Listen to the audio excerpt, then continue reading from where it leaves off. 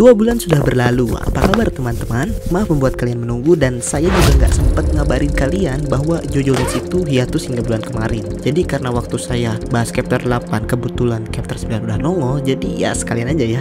Tadinya pengen dipisah-pisah tapi dipikir-pikir kagok juga. Mari kita refreshing sebentar mengenai JoJo Let's, dimana ini adalah cerita dari seorang anak laki-laki yang menjadi kaya raya. Anak laki-laki ini bernama Jodio. Dia dan kakaknya Dragona merupakan keluarga yang sederhana dan ingin menjadi kaya raya untuk menolong ibunya juga. Mereka memiliki tim yang diisi oleh 2 orang, yaitu Usagi dan Pako, yang memiliki tujuan untuk mencuri berlian. Sayangnya berlian itu dimiliki oleh Kishibe Rohan. Tetapi mereka memiliki kesepakatan untuk tidak mengganggu satu sama lain tuh, dan Jodio menemukan sebuah mekanisme baru yang bernama Lava Rock. Sebuah batu yang membawa hal yang dia inginkan, yaitu uang. Setelah keluar dari kediaman Rohan, mereka dihadang oleh kucing liar yang nampaknya kucing ini memiliki stand benang. Dan masih belum jelas juga nih apakah kucing ini itu rock human atau bukan. Lagi-lagi mereka selamat karena kepintaran dari Usagi yang membuat kucing-kucing ini takluk kepada mereka. Dan sekarang kita di chapter 8. Apa yang terjadi selanjutnya? Dari cover kita bisa melihat bahwa mereka ini mulai tertarik kepada mekanisme yang dimiliki oleh Lava Rock, tapi entah mengapa gambar yang paling besarnya itu Jodio. Entah mungkin karena dia ini main karakter atau kembali lagi ke judul This is a story of one boy becoming filthy rich, dimana Lava Rock akan tetap kembali ke Jodio. Walaupun mungkin batu ini akan dipakai dulu oleh orang lain. Araki tetap mempertegas kata-kata itu, dimana dia mengingatkan kepada kita bahwa yang akan memenangkan sebuah mekanisme itu ya Jodio seorang. Fokuslah kepada dia, bukan orang lain. Karena mereka memiliki 2 jam sebelum keberangkatan pesawatnya dari Hawaii ke Oahu, Jodio dan teman-temannya memutuskan untuk beristirahat sejenak. Tentu saja hal yang sangat wajar karena mereka sudah melawan para Stray Cat yang bahkan membuat mereka terluka. Ya, walaupun anehnya di sini luka mereka ini tidak terlihat sama sekali ya. Mereka itu terlihat seperti sehat walafiat. Teori sih mengatakan mungkin saja smooth operator yang merawat luka mereka. Melihat lengan dari Dragona aja bisa mereka ubah strukturnya. Seperti sama halnya dengan ABG, Jodio tentu mengisi waktunya untuk menggoda ciwi-ciwi dari Hawaii. Tetapi aktivitasnya itu dihentikan oleh abangnya Dragona karena di depan mereka ngelewat segerombol polisi yang nampaknya ya agak curiga kepada mereka. Tapi polisi ini tidak terlalu mengubris Jodio dan teman-teman. Nah, curiganya kenapa? Karena mobilnya aja hancur. Jadi wajar aja ya polisi ini ngerasa aneh, apalagi ada anak-anak di dalamnya. Mereka pun akhirnya memutuskan untuk ke Ken Restoran, dimana tempat ini adalah restoran yang ada di dunia asli juga. Lebih tepatnya lagi namanya itu Racing Ken, dan itu adalah restoran makanan cepat saji milik Amerika. Menu mereka kebanyakan ayam, karena dari logonya sendiri itu adalah ayam. Jadi nggak mungkin ya produk mereka bebek gitu atau yang lain. Usagi mencoba meminjam dulu $20 kepada Dragona karena uang yang ia punya itu sudah habis ia pakai untuk pekerjaan ini. Dan Dragona malah balik bertanya kepada Usagi dengan mengatakan apakah keluarganya miskin? Emang boleh nanya kayak gitu? Ya si Usagi ini bilang enggak, ibunya memiliki uang. Walaupun dia tidak hidup kaya raya, tetapi seenggaknya ia berkecukupan. Sedangkan bapaknya sendiri berbisnis konstruksi dan pada akhirnya meninggal karena ditabrak truk. Dragona kaget dong, tapi jujur saya juga kaget di sini. Iya, karena kalau bener itu alasan bapaknya meninggal, berarti bapak dari si Usagi ini adalah seorang rock human. Ia adalah salah satu rock human yang mengejar Yasuho loh, menggunakan standnya yaitu Dobiwa. Kalau kalian masih ingat, namanya itu si Aiso.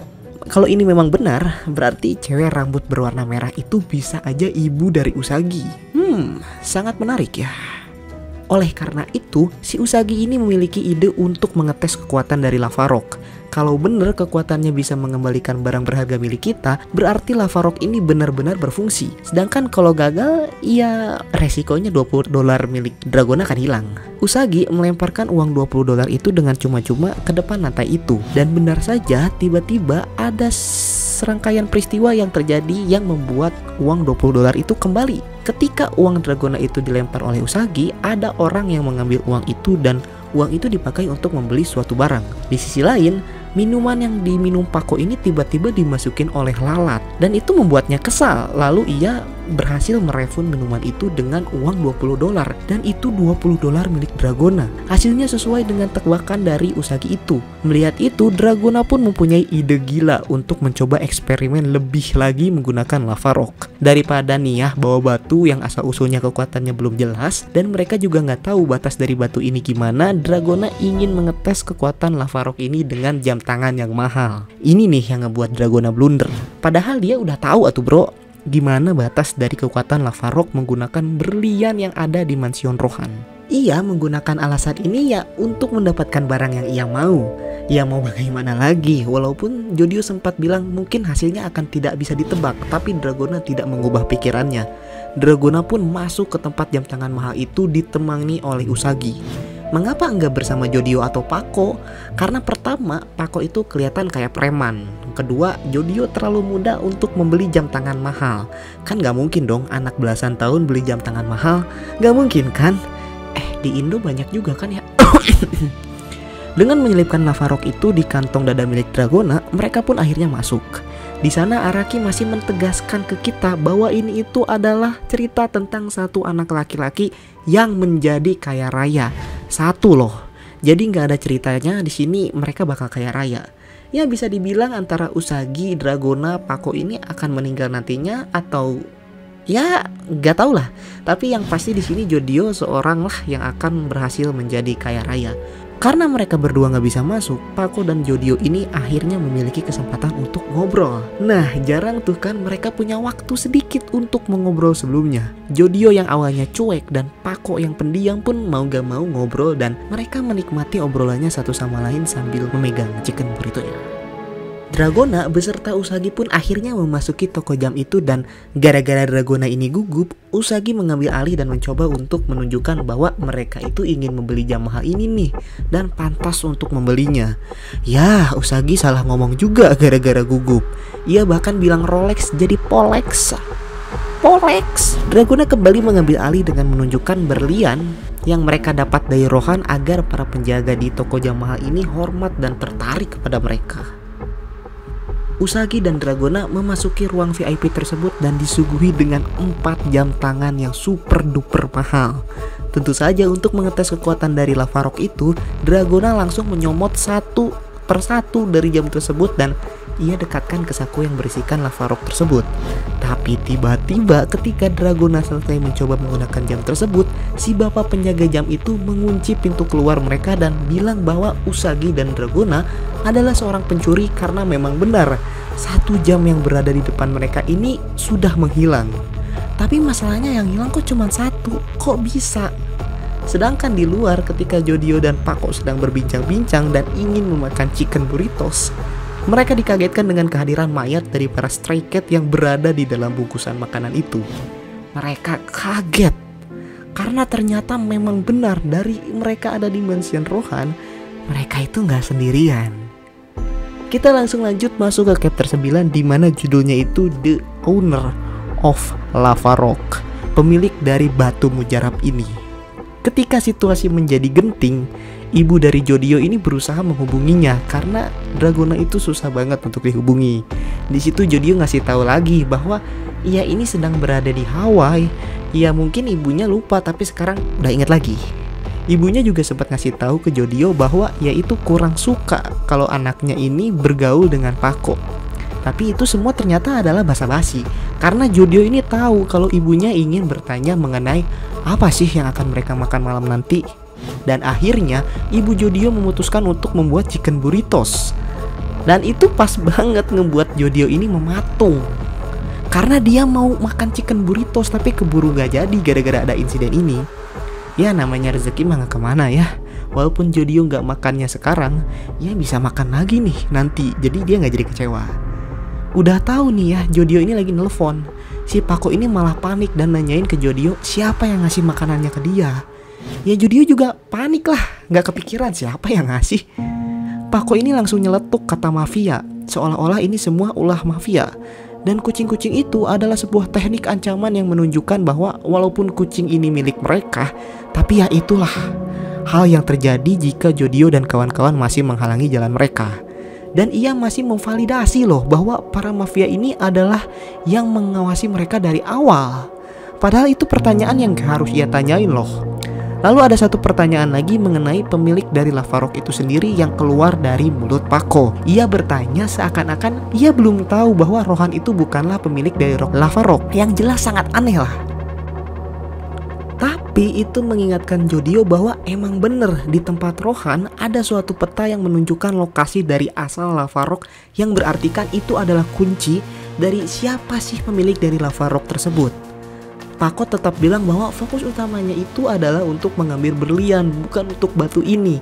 Mending dibalikin aja, jadi mereka bisa pulang dengan tenang. Tapi di sini Jodio ini sangat-sangat rasional. Saya suka. Kalau mereka kasih Lavarok, ya batu berliannya juga pasti bakal diambil. Dan tentu saja mereka nggak akan bisa balik dengan tenang atau bro. Mana mungkin bro dilepas begitu aja. Jodio juga bilang bahwa kalau ia nggak bisa terbang pulang dari Hawaii ke Oahu sesuai janjinya dengan Rohan, ia akan hancurkan Lavarok ini dan ia akan buang ke laut. Seolah-olah ia bilang ke Paco untuk jangan macem-macem. Kayak dia udah tahu bahwa ini itu di depannya ini makhluk ini tuh bukan Paco yang dia kenal biasanya. Kembali lagi kepada para pencari jam kita yang lagi tersekap. Kini mereka digeledah. Tapi ya memang bener gak ada apa-apa. Isi tas si Usagi itu emang ada barang berharga tapi nggak ada jamnya. Dragona berpikir keras karena kok bisa ya jamnya hilang satu. Kan harusnya semuanya lah. Soalnya itu kan pada mahal.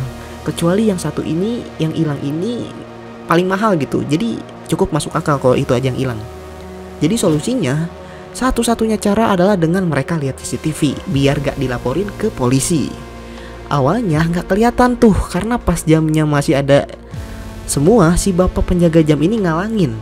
Jadi ada blind spot yang gak kelihatan. Pindahlah mereka ke CCTV satu lagi.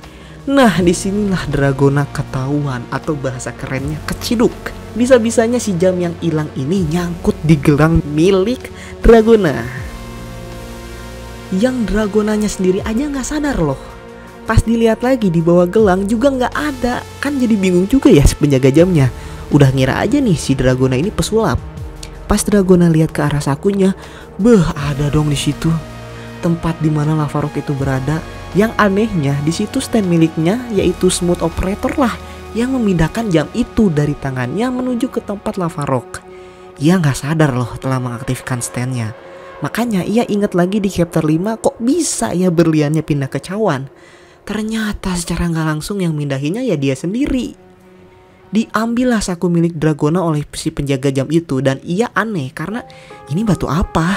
Batu buat nahan berak. Di sini dengan memanfaatkan keadaan, Usagi melihat bahwa jam itu berada di sepatu milik si bapak tersebut tuh. Aneh kan? Kagetlah si bapak itu. Tapi anehnya lagi si jamnya itu kayak licin dan meluncur di dekat mereka. Dragona menolak keras bahwa ini bukan ulahnya kepada Usagi. Jadi dengan begitu si bapak penjaga jam ini yang meminta maaf ke Dragona karena ternyata ini ulah kecerobohannya. Dan tetap loh si jamnya ini tergelincir, ngegelincir lagi. Malah sekarang keluar dan bapaknya ini masih mencoba menangkapnya. Ya memang benar sih si bapaknya yang ngejelasin bahwa ini jam mahal, jam yang paling mahal lah. Dan emang suka meluncur-luncur gitu, licin lah jamnya tuh. Dan suka bersinar. Di situ Dragona menyimpulkan bahwa batu ini tuh bukan sekedar membawa barang berharga ke dekat batunya, tapi bisa dipakai melalui emosi orang. Maksudnya sama seperti Silver Chariot Requiem yang bisa mengendalikan stand yang menyerangnya, batu ini bisa membuat serangkaian peristiwa untuk satu tujuannya, yaitu mengambil barang berharga tersebut. Bisa dibilang mirip Wonder of You juga. Kembali lagi kepada si para ganteng ini. Kini tiba-tiba si Paco ini baru muncul membawa chicken burritonya. Padahal di belakang si Jodio ini ada Paco juga masih berdiri. Ternyata atas kecurigaan kita semua, Paco yang di belakang ini adalah Skinwalker. Yaps, bisa jadi dia rock human dan memiliki kekuatan berubah menjadi orang lain. Dia sangat berhati-hati karena seperti apa yang dikatakan oleh Jodio, makhluk ini juga gak bisa ngebunuh Jodio semudah itu karena ia butuh informasi mengenai Lavarok itu. Dari bawah tangannya muncul sebuah dagger atau pedang kecil, lalu dengan cepat Jodio pun tertusuk. Dan kita harus menunggu 1 bulan. Wah, saya penasaran banget teman-teman. Ini itu rock human atau bukan? Tapi dari perawakannya kulitnya yang ngelupas itu udah pasti nggak sih? Mirip kekuatan Hot Pants juga lagi. Krim starter jadi bisa nyamar jadi orang lain. Terus kita juga tahu sedikit informasi mengenai batu ini. Ternyata bisa mengendalikan orang lain, bahkan stand dan fenomena lainnya. Mirip banget sama Wonder of You guys. Gimana menurut kalian dua chapter ini? Jangan lupa komen di bawah ya. Dan terima kasih teman-teman udah nonton dari awal hingga akhir. Mohon maaf bila ada kata-kata yang tidak mengenakan dari saya. Saya Faris Ganesha undur diri. Adios.